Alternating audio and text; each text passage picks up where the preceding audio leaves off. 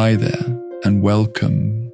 You've found Bedtime Story, where dreams begin. Tonight, we're venturing into realms of wonder and imagination.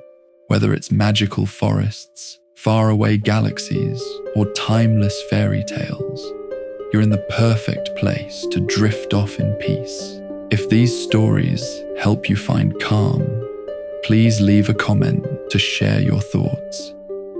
And don't forget to hit subscribe and tap that like button to keep the magic going.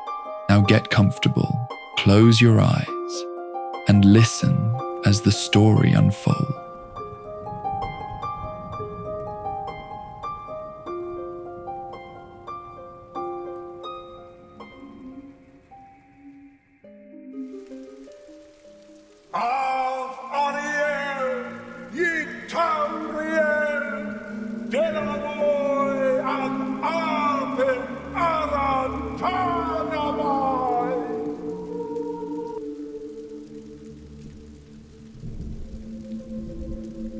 Second Life, Elderscrolls series, you died. Maybe. The age is turning on the Last Dragonborn, and more than dragons are awakening. Curtis swears an owl slapped him just before he fell off a mid-rise condo job site. And boom, like Doctor Who, he's got a new body and a new direction in life. In Elderscrolls, Skyrim. Thank gods he isn't the Dragonborn. Chapter 1. Hey, you're finally awake. What? Was that an owl that nearly hit him? He bent over, looking for the clipboard he'd dropped when the bird. He was certain it was an owl. Not a seagull. He'd easily recognize those noisy water rats on wings. And not one of the few nesting pairs of peregrine falcons that had come back to the city. An owl. Sure sounded like one from the way it hooted just before its wing nearly slapped his face. He straightened, then nearly fell over from sudden vertigo. Curtis, man, what's wrong? He couldn't answer. The migraine was back. The pain blinding, debilitating.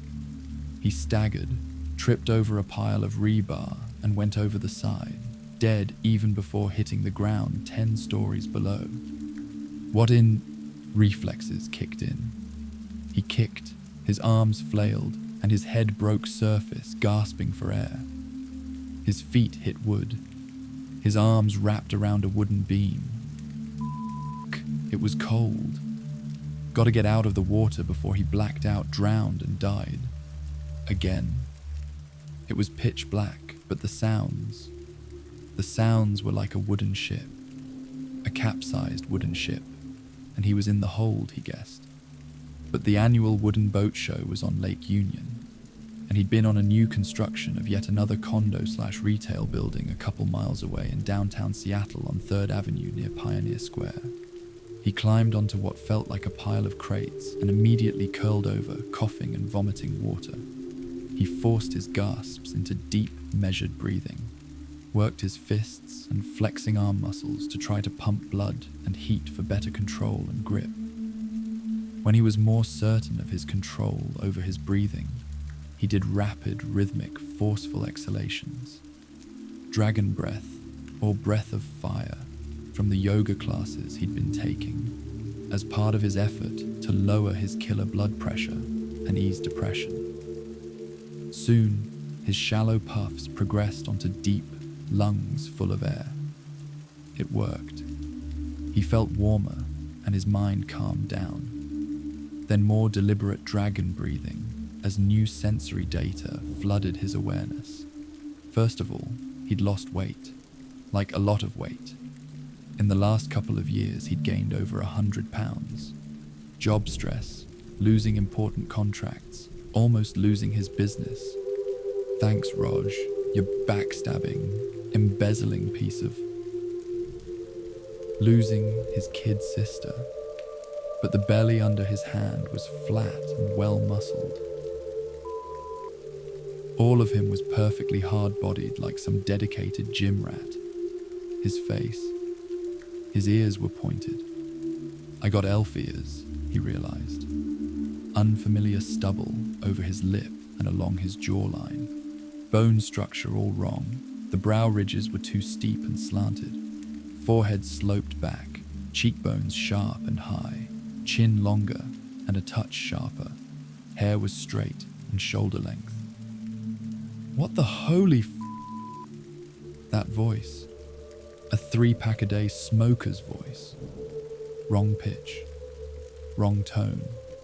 His clothes. He wasn't wearing his jeans. Wrong type of boots. Gone was his precious work vest and its multitudes of pockets with all his beloved gadgets and tools. No hard hat. Just leather boots, leather pants, leather belt with a sheathed knife, and some sort of rough linen shirt with sleeves to his elbows. His fingers danced over a sizable nasty wound on the hairline above his temple. He'd need a few stitches, he knew from experience. He'd hit his head in the same spot when he was a teenager trying to do some advanced, fancy-assed shit on a skateboard down some stairs. Damn near killed himself then. Looks like the previous body owner did from this blow. Fell out of bed or something when the ship crashed, cracked his head on something, then drowned while unconscious. He used his belt knife, non-metallic. Was that hard plastic? No, feels like bone with a simple leather cord wrapped hilt, to cut strips from the bottom of his shirt. Wadded one strip and used the other to tie the pad over the wound. Okay, so I'm dead and some fucking joker stuffs me into another body. So what the fuck now? I get a second a second life. Like some goddamn production of Heaven Can Wait. Seriously, God, he roared, frustrated. Okay, Curtis, my man. You're now a dark elf. Better be. Brother's got no business being a fancy, freaky fairy light. Okay, reality checking later. Right now the priority was to get topside before the tides lifted the wreck off of whatever it was stuck on and pulled it to the deep. He felt his way through the blackness until he saw a glimmer of light. He headed for it.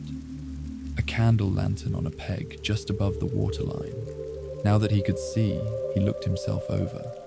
Dark grey flesh, dark elf, lessee, Warcraft, Forgotten Realms, Elderscrolls. Hair was black. That left out the silver-haired drow, so not Forgotten Realms. Hair colour in the light was the brown-black variety, not purple or blue, and he wasn't unusually tall, so not a night elf from Warcraft. That left Elderscrolls, but which one? He was familiar only with Morrowind and Skyrim. Vanilla games, no expansion packs or mods. He usually played the straightforward tank type, casual novice level, cathartic hit him with a sword and make all your troubles go away. He saw stairs in the water, dived, followed the stairs up and came to another pocket of air. And there he found another body. Man, dark-skinned Arab Negroid mix type. Vest, shirt, baggy pants, Afghanistan-type head wrap. A red guard. The man had died gruesomely. Been smoking a long pipe, had gotten thrown in the crash.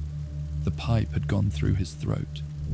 Gamer habit or survival sense took over, and he briskly looted the man's body for anything useful, finding a small purse of gold coins, a couple rings, flint and steel, and a nicely carved box full of soggy tobacco. The vest was nice and had a lot of little pockets but was too small. He took it anyway. It was glossy silk with gemstones and gold thread, worth a few drakes or septims. He looked around, poked in a few barrels. Any food was saltwater logged, except for the crate of small, wax-coated cheese wheels. In other crates, he found an array of iron and steel weapons. He selected a nice pair of steel throwing knives and a steel hand axe. After a moment of hesitation, he laid out some swords and axes, closed his eyes, and told his body, "Choose." then opened his eyes and let his hand reach for one. A steel claymore.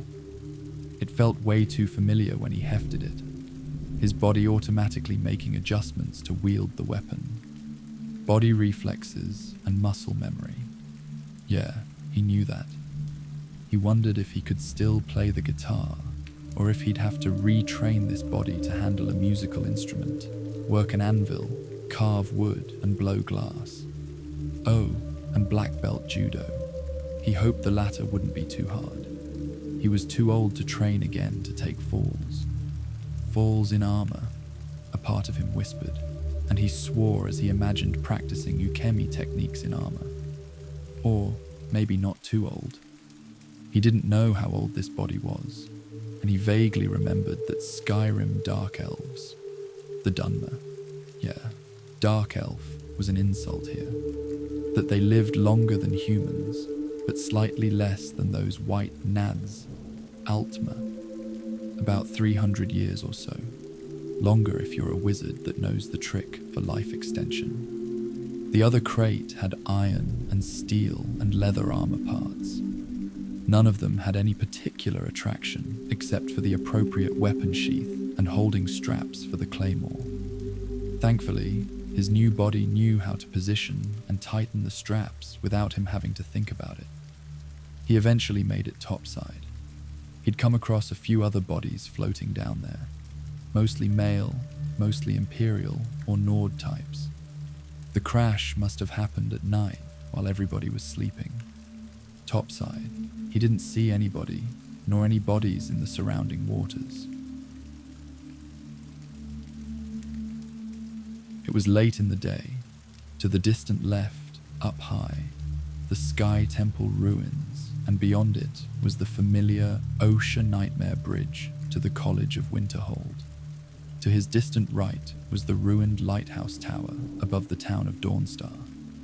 Even if the water wasn't deadly Arctic cold, either destination was too far to swim without reliable flotation. If he was lucky, there were boats docked in Dawnstar. He just needed some way to signal them. Or, wait, was he seeing movement on the shores near Winterhold? One of the things he collected from below was a fancy silver serving tray. Another little collectible was a bottle of clear booze. He used that and a strip of cloth to polish the tray. He chose to flash at Winterhold. In the game, Dawnstar had a problem with a devil. No, wrong. Curtis. They're Daedra, not devils or demons. Game modifiers, challengers, crashers and trashers. A mix of neutrals and chaotics.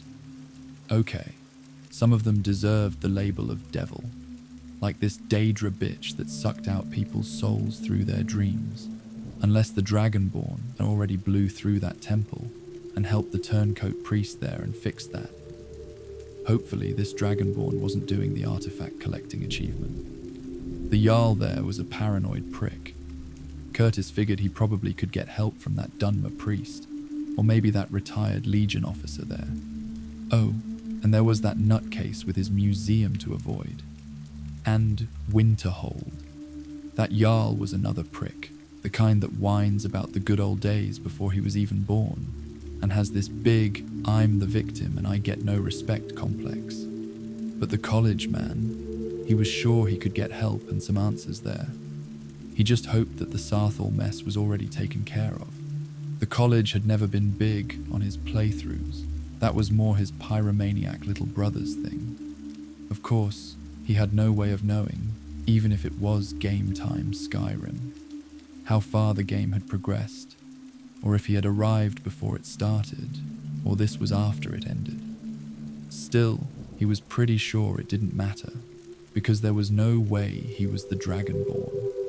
After all, he didn't just fall into the back of a cart on the way to Helgen. He could choose. He'd start with Winterhold. He started flashing Winterhold and hoping somebody there realized a steady, regular flash of light meant someone needed help, or, at least, got curious as to why somebody was being visually annoying.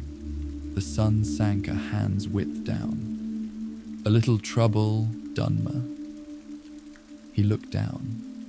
An Argonian with a green frill, twin rows of horn stubs, and a red feather crest stared up at him from the water. "Yeah, I prefer hot water for my baths." He squatted and reached down to haul the Argonian aboard. "Heist's blessing. Don't know if I could take another night out here.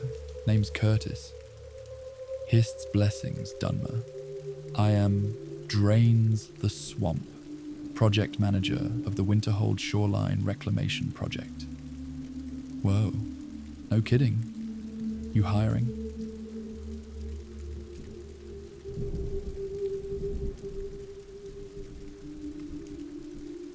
Chapter 2. Winterhold, the ship, had been the skinny Hawker. According to the sodden captain's log, it had been on its first run for the East Empire Trading Company, and its planned route was to have been from Windhelm to Solstheim, to Dawnstar, to Solitude, and then back to Windhelm. How the ship came to wreck was unknown. As luck would have it, he was the only survivor. Anybody who'd survived the initial crash but fell in the water or tried to swim would have quickly succumbed to exposure and drowned. He waited 2 weeks, just settling in and orienting himself to this new reality, tweaking his game knowledge to what he was learning just from talking with people. The Argonians were happy to give him a job. Local workers were hard to come by, most not willing to work with necros and slavers and taking orders from boots. It was still early in the Fourth Era, and Dragonborn Antonia Felix had taken over the college after the Sarthal incident and the resignation of Archimage Savos Aren. Rumour said it was a Nord woman who was the Dragonborn, although no one knew what she looked like because she wore an iron dragon priest mask which she refused to take off in public. Ulfric Stormcloak still ruled Windhelm. The stalemate between the Empire and Stormcloaks was still there, and the Thalmor still being obstructive asses to both. Curtis found it astonishing that Winterhold was actually rebuilding, and that the driving force was Ulfric, who had hired the Argonian construction company to head the project. Career's game replacement, Kraldar, if Career got deposed later in the game, was now the Hold's steward, the previous Dunmer steward having done a midnight run. Wait, Ulfric was a force of renewal. He was actually spending some of that gold he collected from his fanatics to support his people. He was willing to work with Dunmer and Argonians.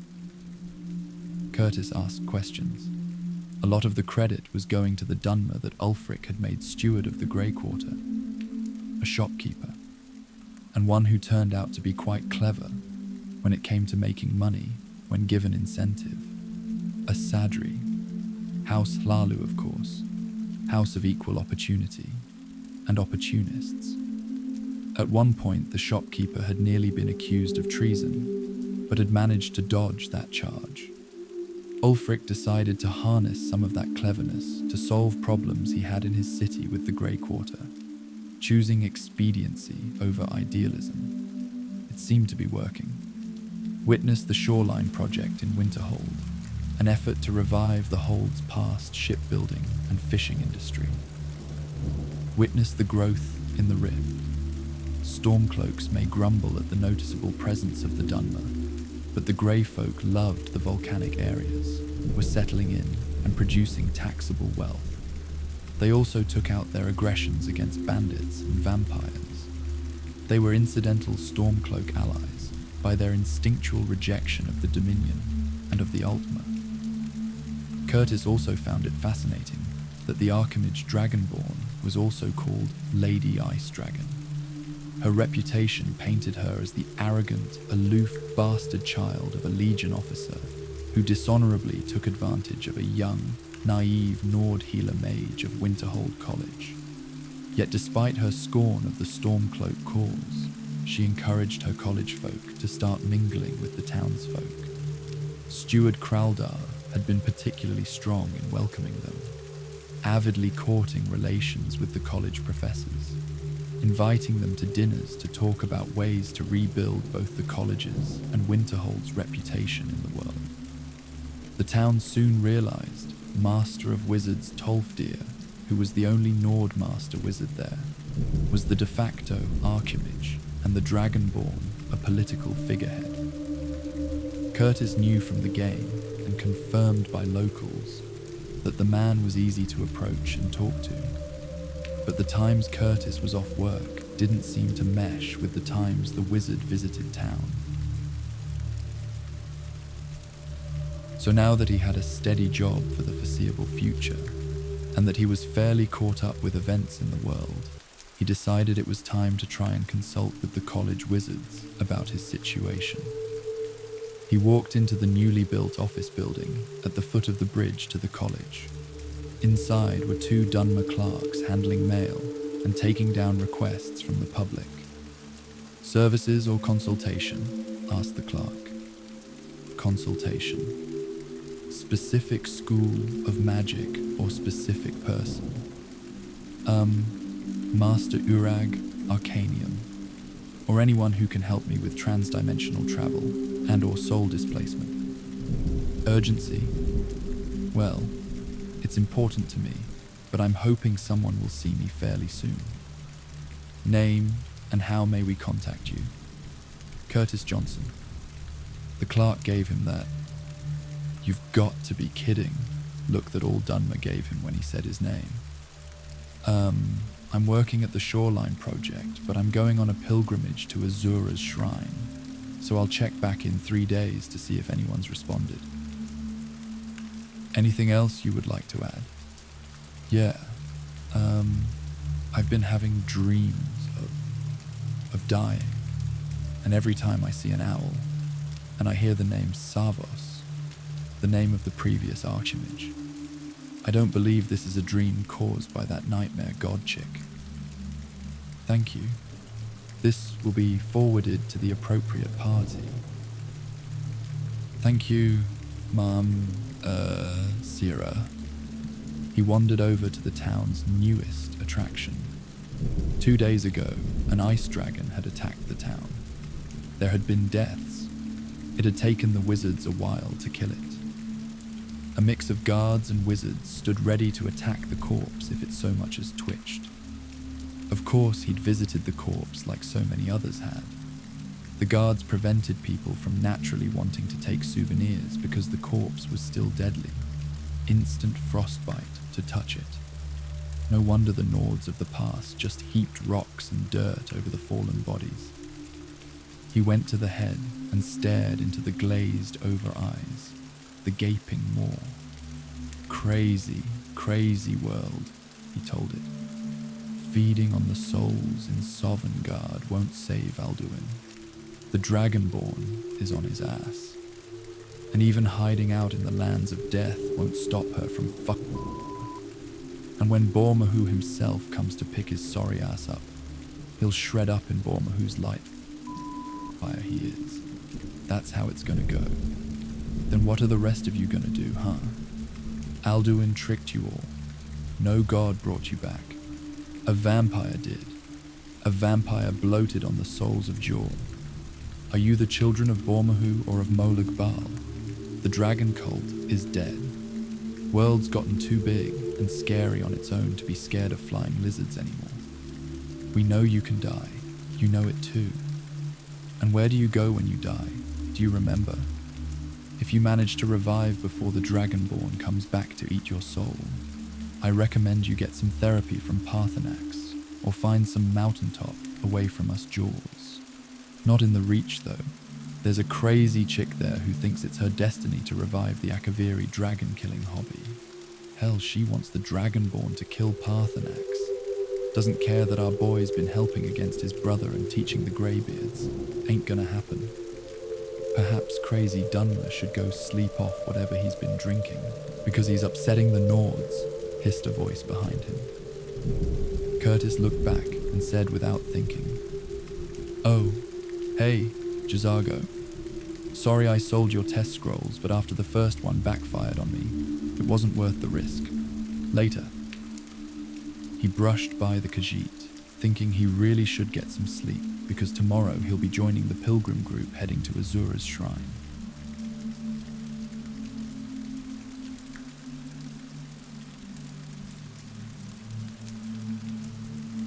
Chapter 3. Game modders. There were now steady streams of pilgrims going to Azura's shrine. Trekking up to the shrine was marginally made safer by volunteer shrine guardians. The shrine guards only came to town once a week to escort pilgrims.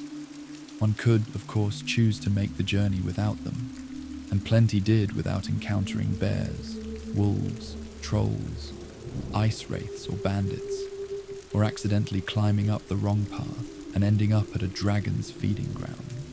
And the snowstorms were survivable if one was prepared and well armed in case the ghosts in the storms, the Falmer, were out and about. The shrine guards didn't charge for the service, and Curtis counted the purse he handed over as a donation. The large lodge with smoke curling out of its chimney was new and a blessed sight after trudging through the snow. He'd seen the guards use the money he'd donated to buy the food and medical supplies that stocked the lodge and was available to pilgrims. 2 levels in the lodge. The open, upper level had rooms for the 3 attendant priests and their library. The lower floor was open design with storage shelves along the walls and large trunks bolted in place where pilgrims could store items during the time they were here. But they provided their own locks. No private rooms, just throw a sleeping pad on the floor.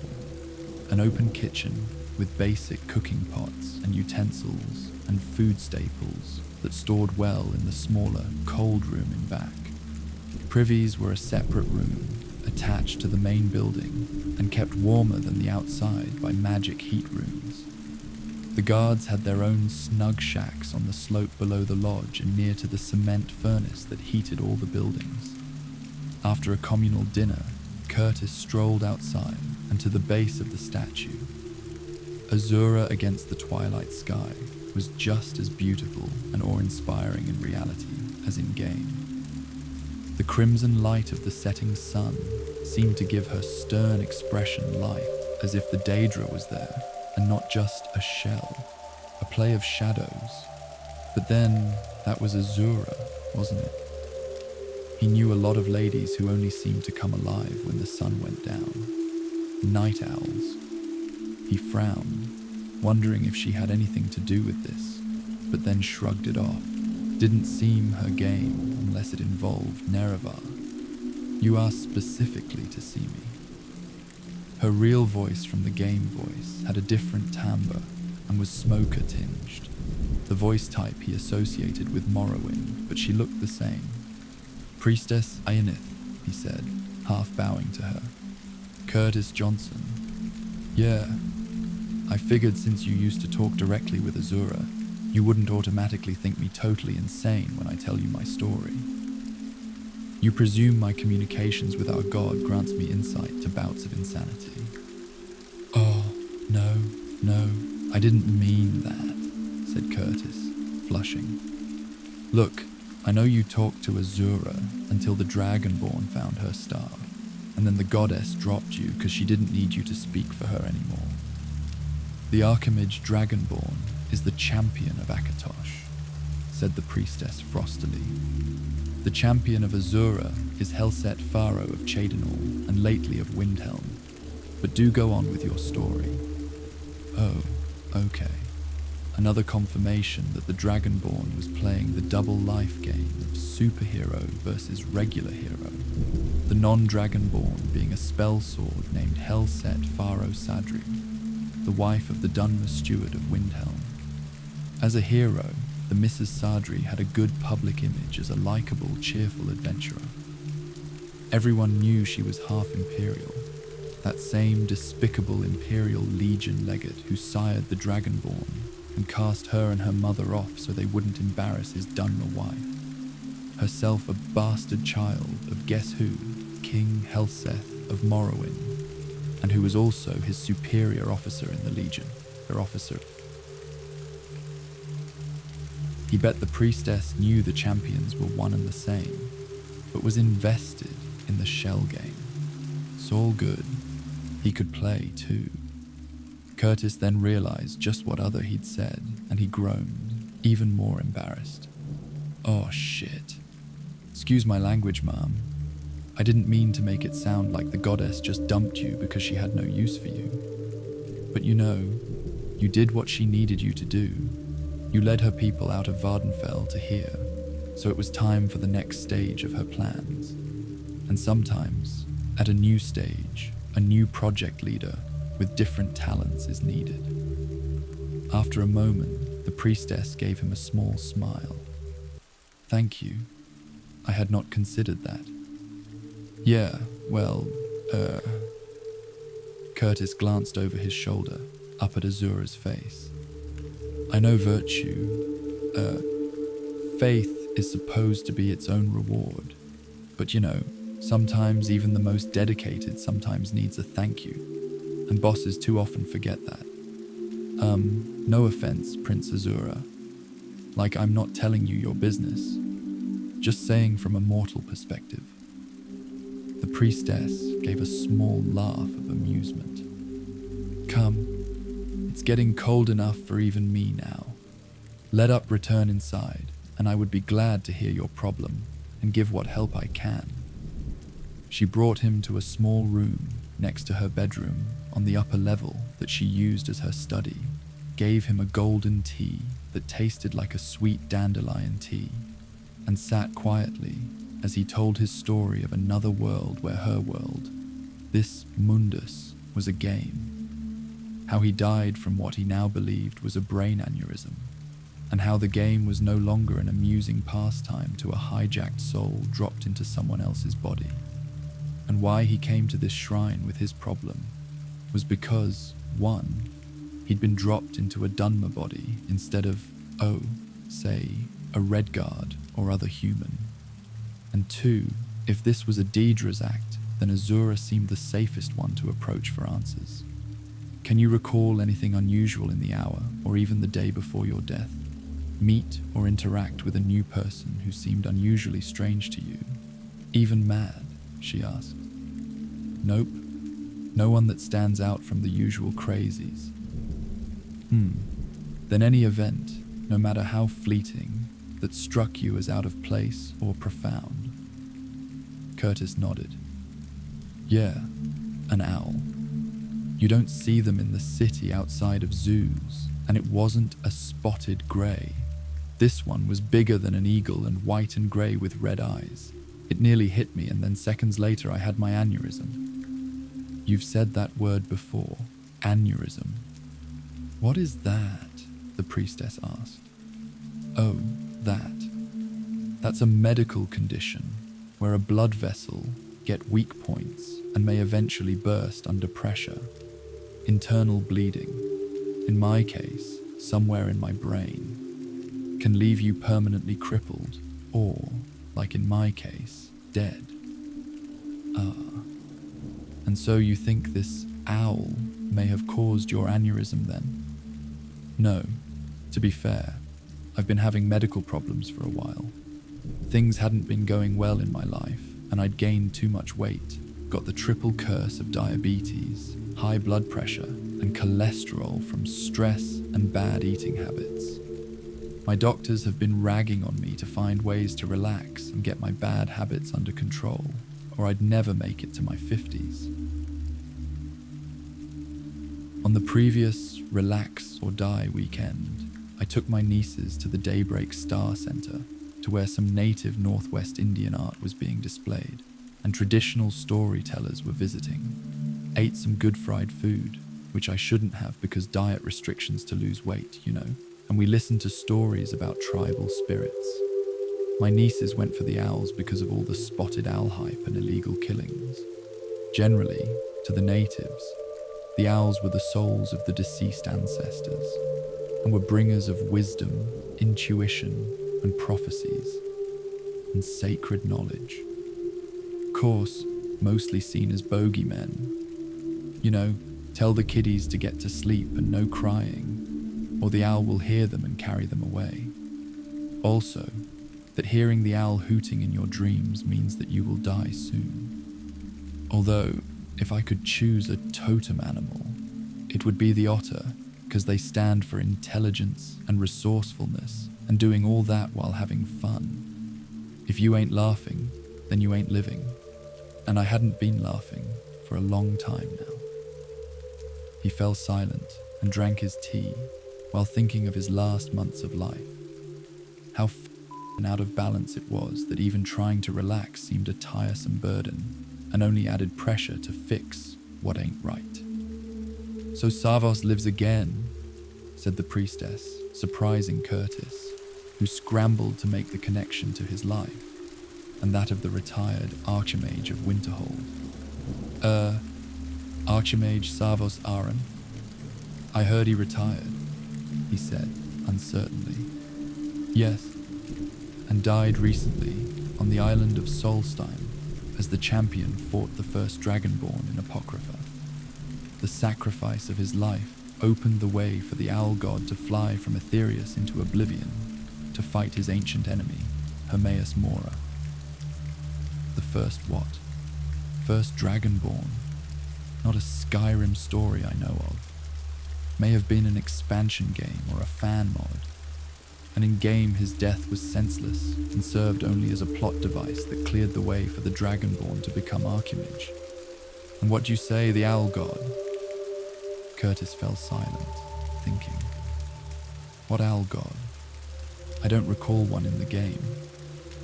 The priestess nodded thoughtfully and said, "I have been told this owl god is an ancient god of Atmora and is named Junal.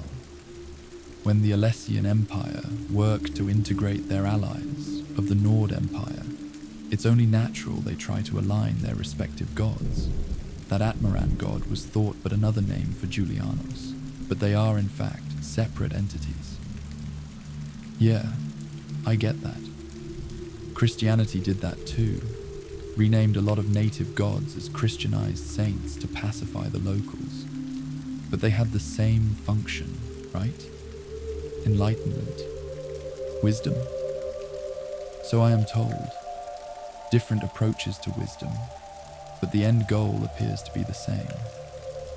It's all good. People have different ways of learning. Me, I'm less theory, more hands-on type of guy. Then Junal would suit you more." "Yeah? God of the trade schools, then?" He sighed deeply and stared into his tea, as if looking for the future in the bits of leaf swirling at the bottom. "You think Junal or Savos might have something to do with me being here? Why? Were it the mad god, I would say amusement. Were it Hermaeus Mora, I would say sabotage. But Junal, I don't know. No one yet knows the characteristics of this divine who has usurped a Daedra's throne. And if he is responsible, what does it mean when a divine meddles directly in the world as a Daedra does?" Priestess Yenith frowned. "You say you were, a crafter in your world. Engineer, mostly electrical, but I've done plumbing, welding, heavy machine operation, forging." The priestess nodded and twisted to the table at her left, where she plucked paper, quill, and inkpot from its drawers. "Have you talked to anyone at the college?" "I left a message at their front desk asking to consult with Master Urag, or anyone interested in talking with a mad Dunmer with delusions of coming from another world," he answered dryly. "Ah." She penned a note, sanded it off, folded it, and then extended it to him. "Present this to them. My recommendation that your situation is a serious matter.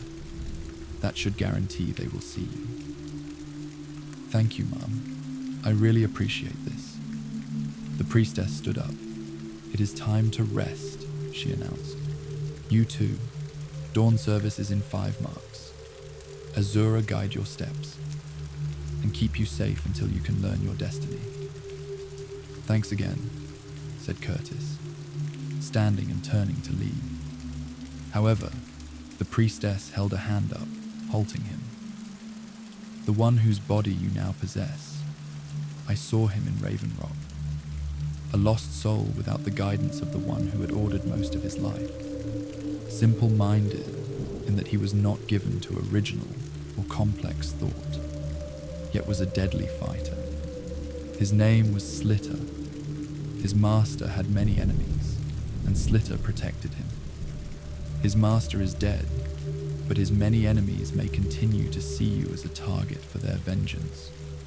For now, you would do best to wear some sort of armor, and to be cautious around anyone from Raven Rock. That explains my sudden obsession with big swords and scary homicidal notions. I know that's not me. Thanks anyway. Gives me something to work with. Nothing like inheriting someone else's baggage, especially when it's full of severed heads. So long as you are aware then, Sarah, sleep well.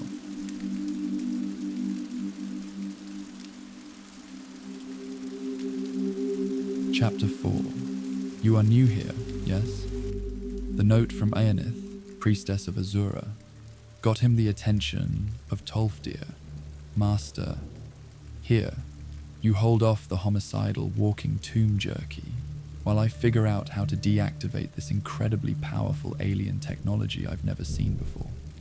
Oh, and I seem to have lost my alembic.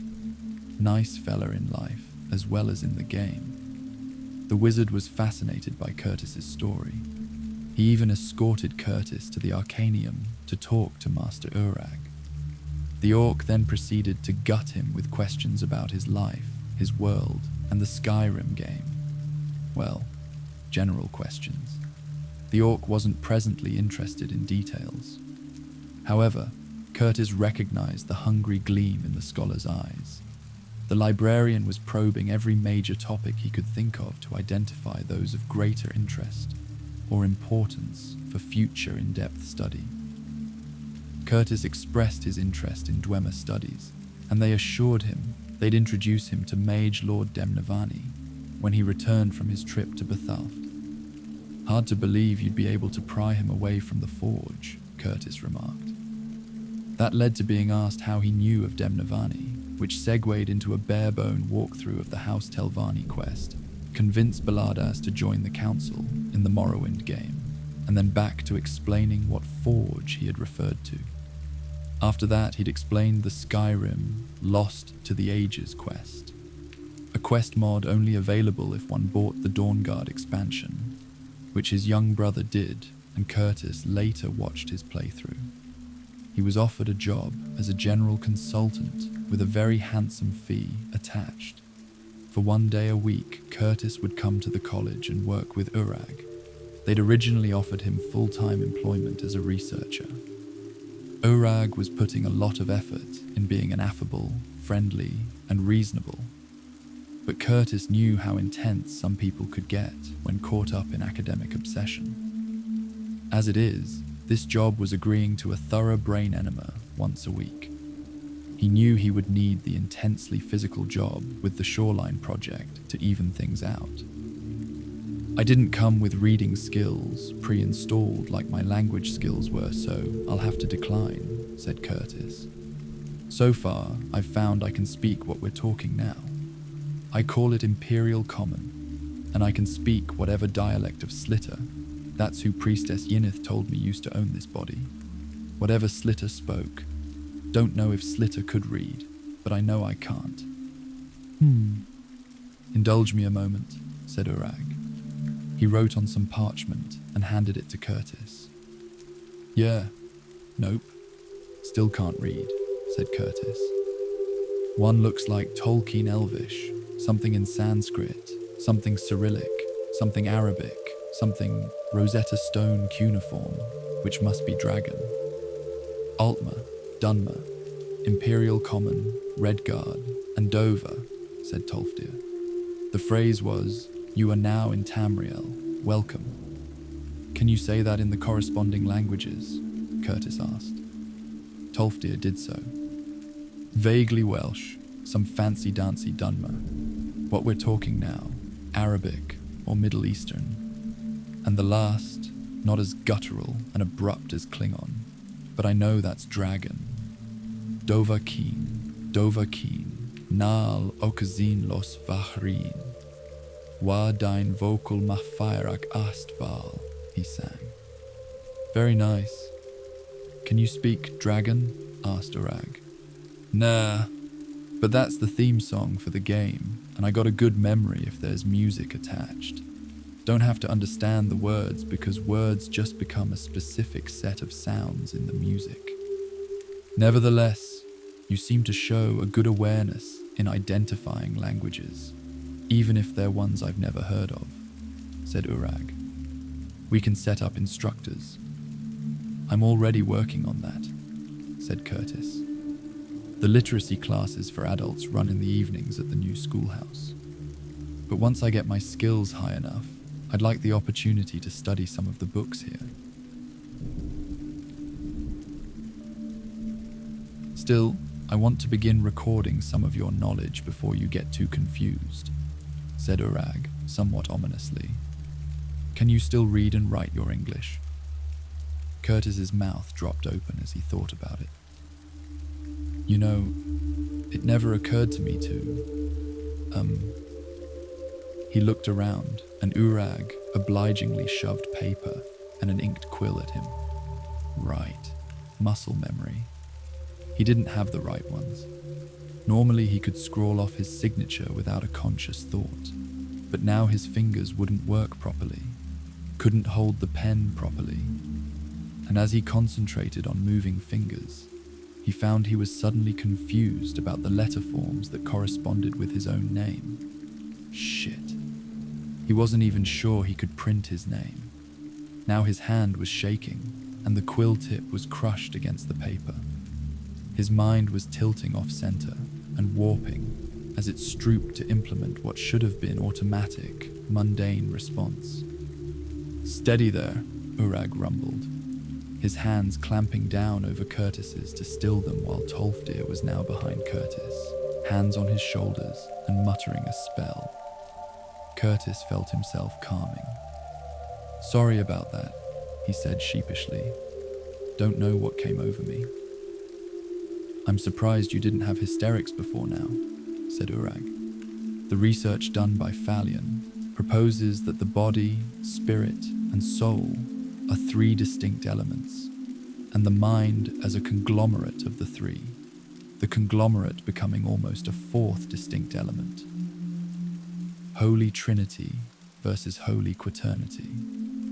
2 points establishes a plane, the third a depth, the fourth stabilizes by setting time. Curtis babbled, eyes glazing. Urag glanced at Tolfdir, who recast the calm spell. Sorry, I've always found theology and psychology funny business, said Curtis. The more we try to define it, the less words mean. Same with physics.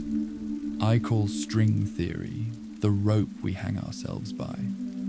He reached up and clawed a bit at his scalp and ears. He vaguely noted that this was Slitter's gesture. His own habit was to cross his arms and bite his thumb when wrestling with confused thoughts and emotions. Okay, so some god ported me, the Opsies, into Skyrim and into the body of some low-rent thug who, if Priestess Yeneth is correct, came from Raven Rock. I mostly operate okay, but the longer I go, the more adjustments I'll discover and need to make with legacy software and interfaces. Yeah, I can work with that. Just need to process this a bit more. He noticed the two wizards exchanging more glances. Oh, sorry. Don't need to hit me again with the spell. Sorry for interrupting. You were saying... Master Urag was scowling. Interesting. If I heard correctly, yes. You will be dealing with legacy traits inherent in your new body. You say the priestess knew the former soul. Yes. She said he used to be a bodyguard for someone. Warrior type, which I'd already figured out. I seem to have this attraction to weapons I didn't before, and I get these weird dreams of practice fighting with a claymore or a dagger, or nightmares of actually killing people in combat with these weapons. I've been thinking of finding sparring partners. You know, a little mind-body bonding. Learn some of what's been trained into this body, and also teach it martial arts stuff I used to do. Find some people who wouldn't mind helping me set up a gym, one a bit better than the sad-ass training yard the guards are currently using. 'Cause, sorry, I'm babbling again. I don't mean to keep interrupting you. Plus, he was getting nervous with the way Urag was note-taking. When an orc was dead-eyed, analysing you over those meat-tearing tusks, it seemed wiser to shut up. The wizards backed Priestess Enith's story that Hermaeus' tentacle hentai master, Mora, was currently dethroned from his realm of Apocrypha, and a new god had taken over. If it was this new god, and not Sheogorath flexing his new power and snatching people from other worlds, then this was a matter worth assigning some masters to research. The wizards ended the meeting by solemnly warning Curtis not to reveal too much about his past, or to expose too quickly his level of knowledge of current events and people, and even less the technological advances of his world. They trusted he would understand their seeming paranoid concerns. Sure, he said with a sigh of resignation. Thalmor for one with their whips and tail dungeon parties, people wanting an edge up over killing enemies, like in any other war across the universe. And any other fool who wants a shortcut to wealth, fame, and power, and who don't care who they have to steal it from or destroy. Yeah, I got it. We hope you do, said Tolfdir, in a frighteningly gentle voice of doom. From what we hear, your game profiles of us are superficially very good, but we are not game pieces. You have admitted to us you are aware of many situations and people that differ from this Skyrim game you are so familiar with. That is good. Master Curtis, you appear to be adapting well to the shock of this transference from your world to ours, and you've impressed us with your intelligence, your ability to stay sane, and your willingness and initiative to make a place for yourself on Mundus. We look forward to learning much more. For now, you may consider yourself a member of the college and may call upon us for assistance. It was very late, and Tolfdir escorted him to an unassigned room in the students' hall to rest in. The silk sheets were nice and unexpected, really nice silk. Then he spotted a pair of distinctive black and gold gloves on the bedside table. Oh, stick him in the dead Thalmor's room. Yeah, that one was beyond caring who enjoyed his fancy Somerset silks. He wondered if anyone would care if he nicked the sheets. When he woke the next morning, it was to see Jazago parked in the room's chair. The Khajiit tossed a scroll into Curtis's lap. The spell has been improved. Crazy Dunmer who thinks life is a game should try again. I'm gonna pass. Besides, I can't read at the moment. He kicked aside the silks and swung his feet over the edge of the bed and sat up. And the only undead around is me, until I can find me some coffee or strong tea. Did you boost the user protection to compensate for the holy hand grenade blast power you added to the flame cloak spell, even being a Dunmer that singed a layer of skin off? Jazago's ears flattened. Clever Antonia suggested the same, he conceded. That has been done. But who are you, Crazy Dunmer? You have never been a student here, Jazago stated in a low, deceptively lazy tone. Sorry, you're right. I'm not. My name is Curtis Johnson. I know that's not a Dunmer name, and I'm no Nord. And my father's name isn't John. It's Sam.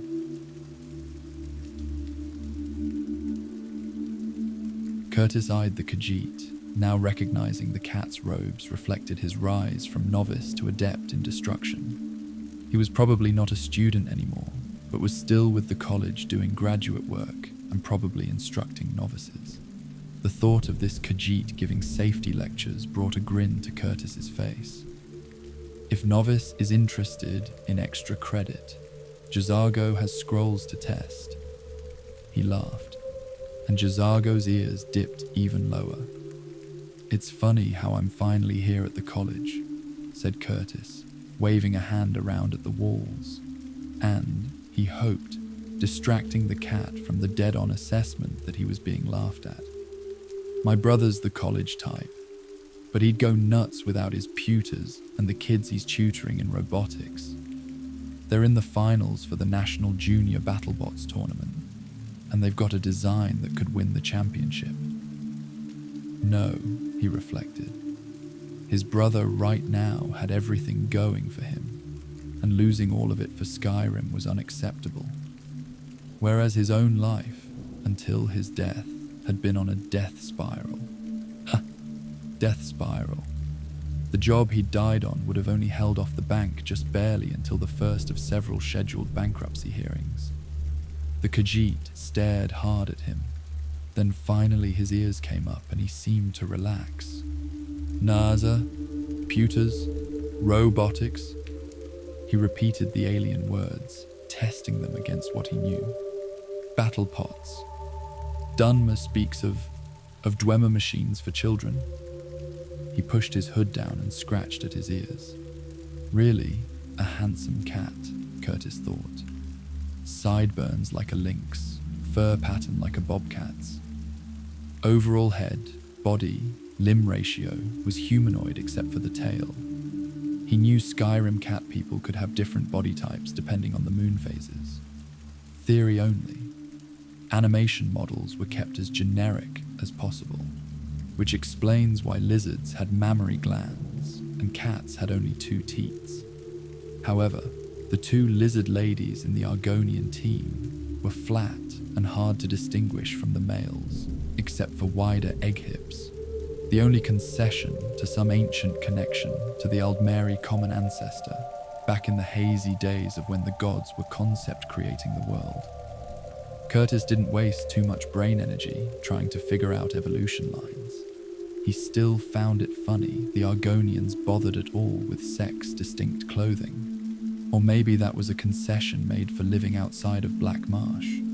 Whatever. He also supposed the cats could get away with only 2 teats because they were also supposed to be mutations off the baseline elven stock. He'd read somewhere that some variations of Khajiit were so indistinguishable from Bosmer that the catborn actually tattooed fur patterns into their flesh so as not to be mistaken as Bosmer. J'zargo shifted position, leaning forward and drawing Curtis's attention back to the now. Dunmer requested assistance with transdimensional travel and soul displacement. It went to Master Urag's desk as requested, and then was forwarded to Master Tolfdir, as important enough to bring to the Archimages and Master Tolfdir's attention. And then J'zargo overhears a strange speech to a dead dragon, Dunmer, who speaks of things one should not know, nor speak so freely of in the presence of Nords. Yeah, and how much does J'zargo know of the Dragonborn's business? The Khajiit grinned, part humor, part threat. J'zargo knows enough. J'zargo has the wit to piece together many facts to a mystery. J'zargo also has big ears, said Curtis, smirking, remembering seeing the Khajiit entering at the far end of the Arcanium and pulling books. He didn't remember seeing the man-cat leave, but then his attention had been on Tolfdir and Urag. The Arcanium was probably not the best place to be talking if one needed privacy. They had been consciously keeping their voices down, but the problem with living in a multi-species environment is the tendency to forget little things like relative ear sensitivity. No doubt those kitty ears had been full-on pointed where they had no business being. J'zargo has many gifts that are a part of his greatness, agreed J'zargo, muzzle whiskers flexing upwards in a cat smirk.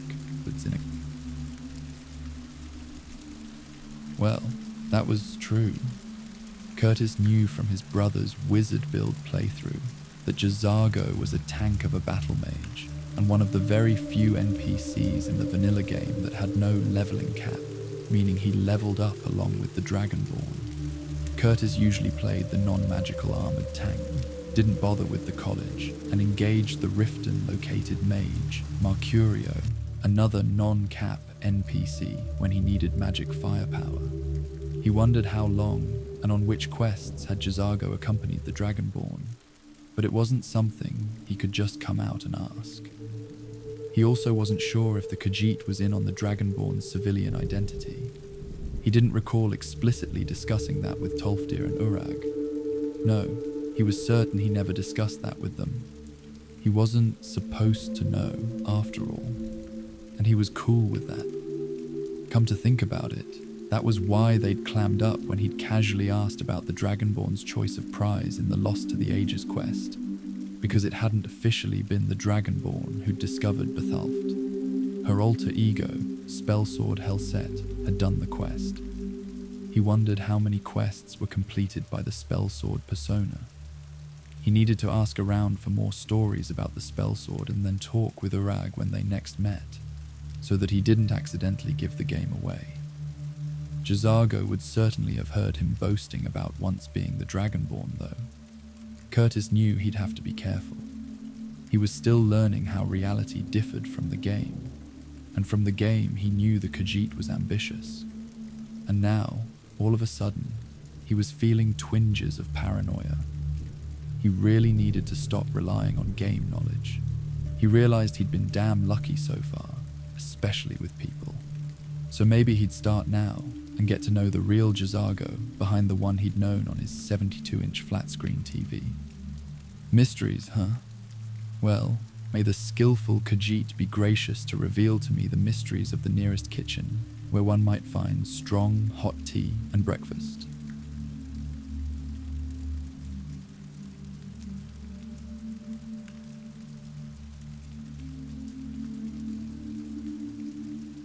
Chapter 5.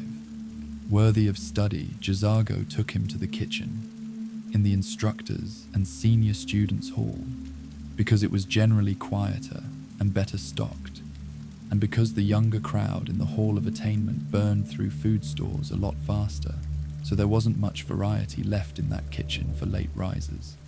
A slender lady with mahogany hair and blue-grey eyes was toasting bread when they came in. She scowled at them, but didn't say a word, just finished buttering up her toast and went to one side to eat.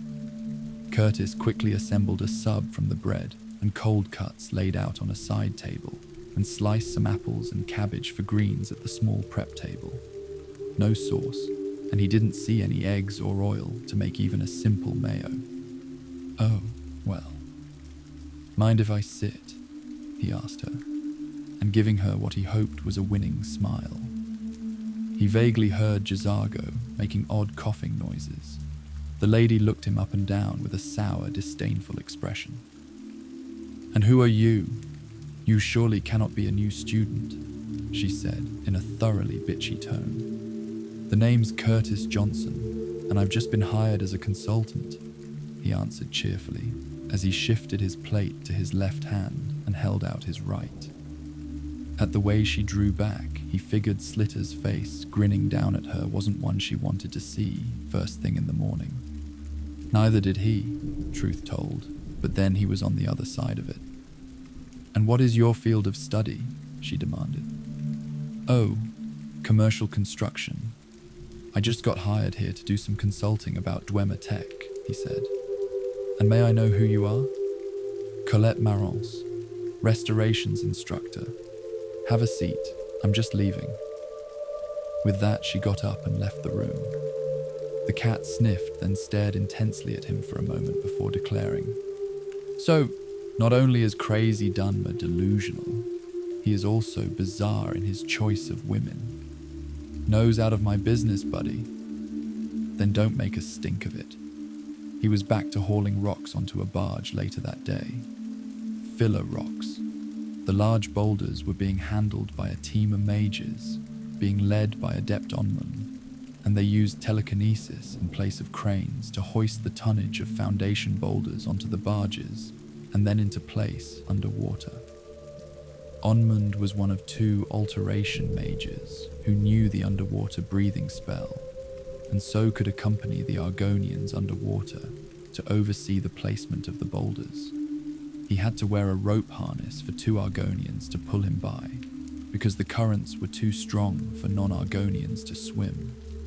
The mages were only available 3 days a week because of their other studies and projects, and the number available varied for the same reasons. And they weren't being paid for their work. The college had presented to their students as extracurricular, practical skill-building exercises. The storms on the Sea of Ghosts had gotten increasingly ferocious the past 200 years since the eruption of Red Mountain, according to local word of mouth. Curtis sympathized with Drains the Swamp's frustration of not enough data that would affect the project. Too much history of seasonal currents, tidal patterns, all lost. Such mundane records had never been part of the college's collection. The folk surviving the city's collapse, aside from the college folk, the majority, which had been Dunmer at the time, had been mostly the hunters and miners living the forest and mountains. The Jarl of the time and some nobles had been at visiting Windhelm. Sea folk who had been gone on their trade ships just never came back once they'd realized there was nothing left. Bringing in Argonians to oversee this project had been a risk, but the Nords had shockingly few people prepared to take on this project. Dawnstar maintained their port, but their location on the coast was just enough that deep sea currents didn't hit landmass the way it did at Winterhold. They had the knowledge to maintain their port, but not enough to create a new one under conditions different than theirs. Windhelm was set far back enough from the coast and at a river deep enough for ships to sail that they never had to worry about shoreline storms. On the surface, the Argonians seemed like a good solution. The Argonians had been adapted by their hist trees to their environment. If he thought about it, he supposed deep water construction in, say, the swamps and underwater caves of Florida would be insanely different than the shores of the North Sea. Nevertheless, the ability to breathe underwater and strong tails to propel them through riptides was an advantage. Drains the Swamp's company, upon accepting the challenge, had created a 3D contour map of the coastline in their conference tent, making clever use of special mage-light wands and some math. They had land formations and depth, tides, underwater currents and speed. Of the season, that is, they knew winter was approaching, and they had been warned that the currents shifted and got stronger. The Argonians also had a side project of salvaging any treasure they could find in the ruins of Winterhold proper that had fallen into the sea.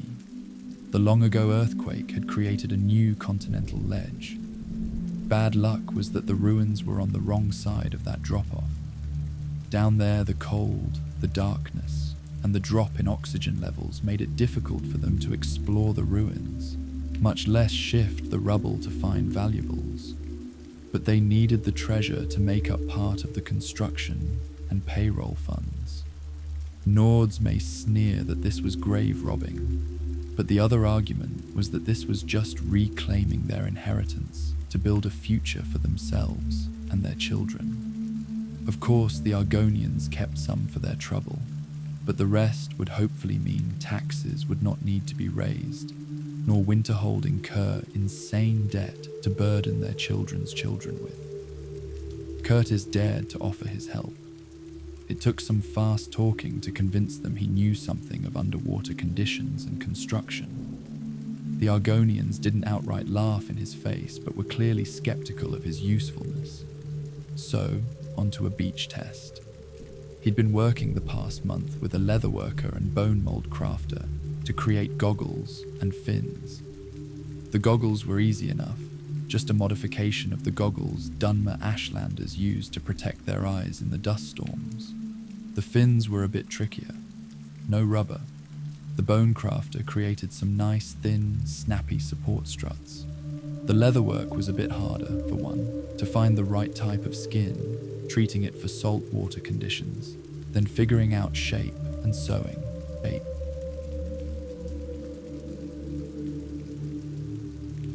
It was a rough swim. Visibility was poor with storm-stirred silt, the current rough. Curtis kept his head and was even more appreciative of his new body. Stronger than he'd ever been, and as Curtis had come to know, took very well to learning new physical skills. No misfiring adrenaline-charged panic, just focused surges of power to kick along with down currents and out of streams. The blood rush of good spirits was a good feeling. Whoever Slitter had been, he'd enjoyed combat. It made up somewhat for the bouts of anger and paranoia Curtis often had to deal with, reflexes triggered by things Curtis had not yet completely identified. The Argonians followed behind him. When they got back to the beach, Scouts the Deep, who handled most of the mapping, said, "Very good for a land strider. You are now in charge of training." Curtis's main concerns now were depth pressure, how well breathing enchantments worked once he started hitting the oxygen minimum zone below the drop-off, and hypothermia and dehydration. The high wind and water churn at the surface should keep oxygen levels at the lower depths fairly good.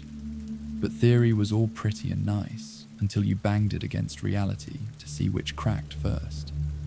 Nope, thin air down there. He brought the problem to the college and got a couple alteration students to work the problem with. Curtis demonstrated his concepts, like taking them underwater and having them watch as leather balloons deflated under pressure. There were also lectures to restoration students about barotrauma, dehydration, gas expansion in the guts from increasing pressure, exposure to waterborne pathogens with symptoms they may have never seen before, bone loss, and a lot of other details he could dredge. It helped that the Argonians, even they who were designed to live underwater if they wanted, could attest to those same symptoms, though at far a lesser degree for them, of course. It took a good 2 months to complete the lectures, the practical demonstrations, and to help coordinate alteration, restoration, and enchantment students to create and refine the necessary dive gear for any daring landstrider mad enough to want to work underwater. During that time, the promised Dunmer engineers who had experience with building and maintaining Vivek City, a city built on pontoons, had arrived. They brought with them tools and spells that helped stabilize heavy structures atop water. They were able to add some math formulas that Curtis had been struggling to translate. It became easier on seeing the symbols the Dunmer team used to express their mathematics. He was able to add more concepts they'd never considered before, ones they'd never needed to consider, because they'd worked for a living god who could manipulate environmental conditions to make construction easier. Their enthusiasm for the new concepts helped solidify Curtis's position at the college as a Dwemer-type engineer, a user of brute force machinery over the manipulation of Magicka. One good result was that there were more students volunteering to work the project, in return for more bizarre science lessons from Curtis. Also a lot more Nords who refused to be shown up as cowards by sneering dark elves and hissy lizards.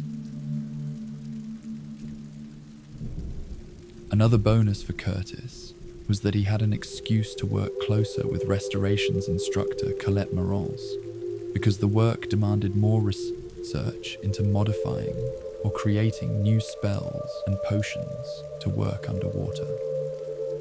The new areas of study and the heartfelt appreciation of the project workers all helped to soothe her ego and to reassure her that her work was important and that she wasn't a waste of college resources, like so many small-minded, anonymous note writers within the college implied.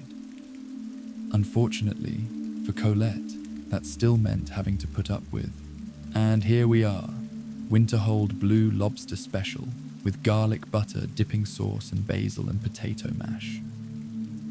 With a talkative Dunmer suffering delusions of starting off with a savory seaweed and shrimp salad, all freshly harvested this morning. It has pepper flakes from elsewhere, a touch of golden glow honey, a savory note of salt rice vinegar. At least he could outcook the gourmet. Most mages were willing to drop whatever they were doing to work on something for him in exchange for the tasty bribes he came up with. She stared at the giant underwater bug. Its carapace was a pretty, mottled blue with cream spots. Trust a Dunmer to see a giant armored maggot and think it delicious. But it did smell so good. The new stuff for breathing is the best yet, he said as he cracked the tail shell open for her and handed her a fork. Even if it tastes and feels like rotted vegetable slime. I'm trying to eat, she snapped. And we're working on it.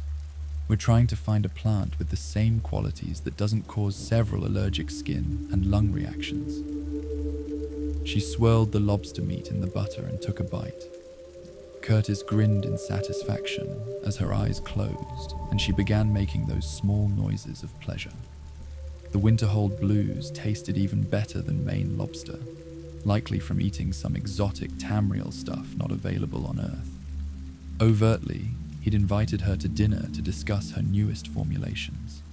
It was possible to drink potions while underwater, so every land dweller going under carried at least 2 emergency bottles of that potion. But those potions didn't fully counteract the fact that the deep divers worked in a region where there was very little air to breathe.